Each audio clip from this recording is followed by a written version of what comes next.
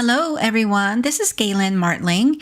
I'm here with Unity Stamp Company, and I'm sharing a heart and love card. I'm using pattern paper. And so for the stamping, I have stamped right onto the pattern paper piece there with the tree, and that is a kit called I Really Love You. There's also Nostalgic Armor 6x6 paper pack and Love All Around cut apart sentiment strips that I used. I'm also using some dashes and frills heart dies. Those are by Unity. And so I went ahead and I die cut two of the nesting dies.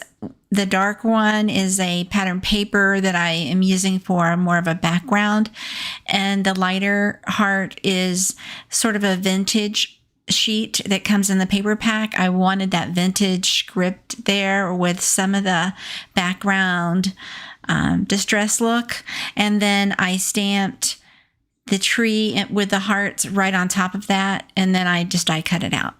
So I wanted it to be a little bit more vintage. So I added some distress oxide ink blending in walnut stain for the larger heart, and that tiny little one on the side there. That tiny one is cut with craft color or Nina Desert Storm cardstock. And so I used, I think, 2 or 3 shades of reds for Copic marker coloring just for the hearts. I just wanted them to pop a little bit off the page. And I thought with added color, it would work, but use what you have. I used Copics, but you can use colored pencils or anything you have on hand.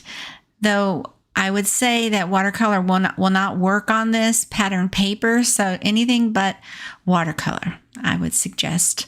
So there you go. And then I prepared an etched card base, and I'm using it horizontally this time.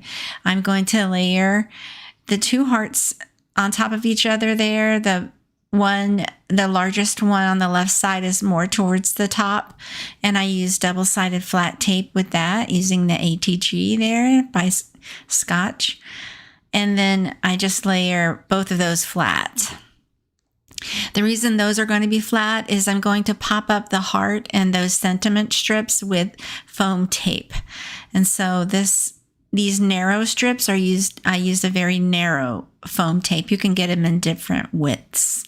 So I tried to link the products down in my link box there, that you can see what I used and alternatives. If you don't want a certain one, there's an alternative. So there you go. It's a beautiful love card for someone you love. It could be great for Valentine's or any time. Thanks so much for watching.